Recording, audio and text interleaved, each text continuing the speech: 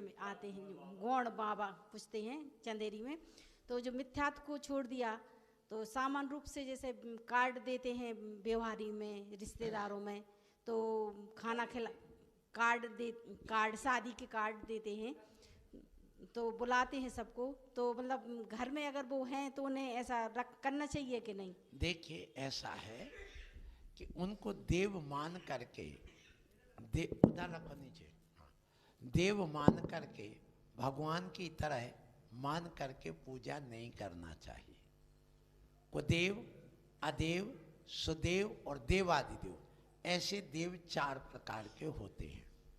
अब ऐसे गौण बाबा की बात जो आई या क्षेत्रपाल बाबा की कोई बात आई, पद्मावती, चक्रेश्वरी आदि की बात जो जैन दर्शन में आती है, उसमें क्या होता है कि यदि तुम्हारे घर में, इनको कुल देवता कहते हैं, कौन से कुल देवता, कोई अपने कुल में कोई की मृत्यु हो गई और वो देवगति में जाके बेंतर देव बन गए, और बेंतर देव बन करके उसी घर में या खेत एत में कहीं पर रहने लगे, तो वो अपने अवधि ज्ञान से सब जानते और देखते हैं।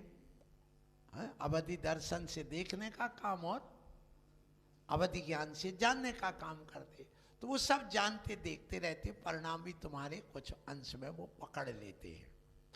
तो ऐसी स्थिति में जैसे अपने यहाँ शादी होती है तो अपन कलेक्टर को बुलाते कि नहीं, बुलाते ना, फिर एसपी को भी बुलाएंगे, थानेदार को भी बुलाएंगे, उनको भोजन कराते हैं, फिर बाजे वाले को भी बनाएंगे, फिर वो धोबी को भी बनाएंगे, फिर वो जो सफाई करने वाला है उसको भी बुलाएंगे, उसको निमंत्रण देते कि नहीं भैया हमारे यहाँ शादी आना, सफाई भी करना है और भोजन भी करना है। जब उन सबको बुला लेते हो व्यवहारिक दृष्टिकोण से, ऐसे व्यवहारिक दृष्टिकोण से यदि तुम उनके सामने कार्ड देकर एक श्री पर रख देते हो, निमंत्रण को ग्रहण करिए, तो उसमें मिथ्यात्व नहीं होता, वह लोक व्यवहार की क्रिया कहलाती है। यदि नहीं करोगे तो परेशानी भी होती है, ये भी देखा जाता है। एक परिवार धवोली ग्राम सागर जिले में साहेबपुर के पास, वहां पर एक दादाजी ने 3 शादी की, जैन ही। अब उनकी पहली के कोई संतान नहीं हुई और उनकी डेथ हो गई, तो वो जब मरी तो वो बेंचनी बंद करके घर में परेशान करने लगी, अर्थी नहीं उठेगी क्योंकि मैं मरी नहीं हूं, मैं अभी जिंदा हूं, मैं इस घर में रहूंगी।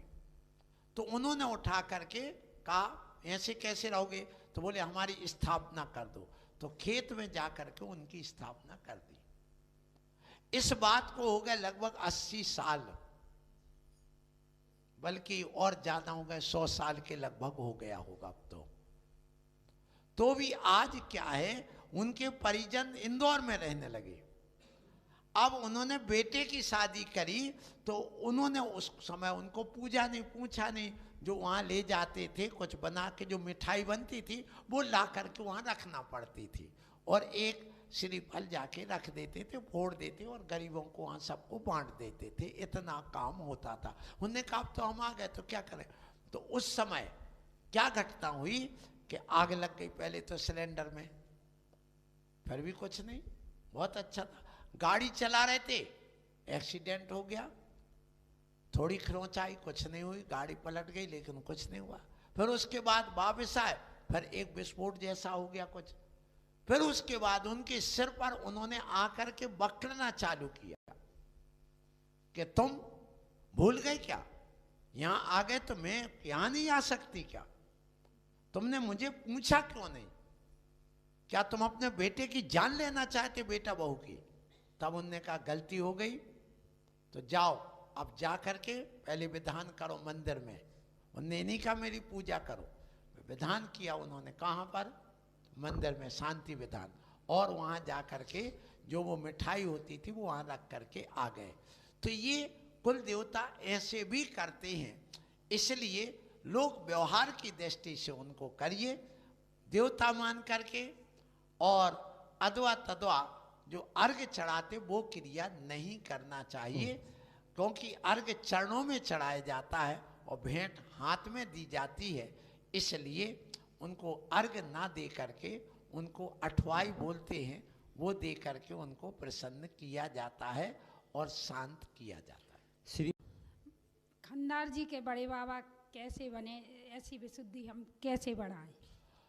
खंडारगिरी के बाबा कैसे बने ये तो हम अभी नहीं कह सकते, क्योंकि हमने देखा नहीं कि हुआ क्या है। जब वहाँ पहुँचेंगे, देखेंगे, स्थिति समझेंगे। बस इतना है कि आप सब लोग जितने भी नगरवासी हैं, वे जब तक ना बने कोई एक फल का, किसी प्रकार के फल या कोई एक रस का आप त्याग करिए। कि जो प्रतिमा खंडित हुई है और जो प्रतिमा वो जीर्ण शीर्ण होकर के नष्ट भ्रष्ट हुई है, वो जब तक ना बने तब तक मेरा ये त्याग रहेगा। उसके लिए, बनने के लिए कोई ना कोई साधु की आवश्यकता तो होगी, क्योंकि ऐसे बड़े कार्य बिना साधु के सानिध्य में नहीं हो सकते। जब तक साधु का सानिध्य नहीं मिलेगा तब तक नहीं होंगे। इसलिए जिन साधुओं की प्रेरणा से एक कार्य प्रारंभ किया था, उन साधुओं को लाओ, उनसे निवेदन करिए कि हमारा ये काम करवाइए, क्योंकि वो बहुत ज़रूरी है।